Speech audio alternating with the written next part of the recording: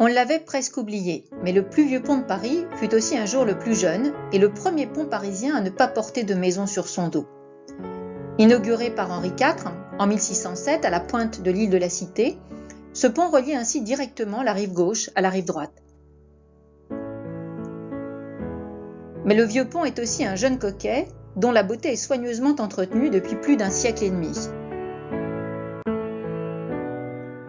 Ainsi, les 381 mascarons qui ornent ses flancs ont été entièrement refaits au milieu du XIXe siècle. Ces curieuses têtes grimaçantes représentent des satyres, divinités forestières familières des décors du XVIIe siècle.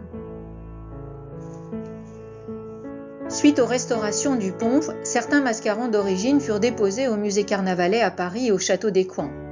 Mais plusieurs dizaines d'entre eux semblent avoir disparu au fil des ans.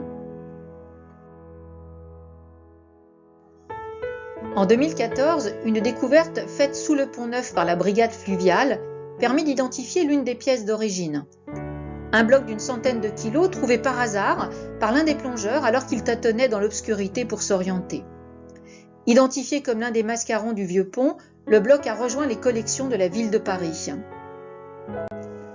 Preuve s'il en est que le Vieux Pont-Neuf continue d'exister et d'illustrer pleinement l'expression populaire, solide comme le Pont-Neuf.